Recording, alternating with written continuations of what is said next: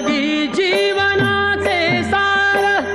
घ्यावे जाणून सत्वर जैसे ज्याचे कर्म तैसे फळ देतो रे ईश्वर जैसे ज्याचे कर्म तैसे फळ देतो रे ईश्वर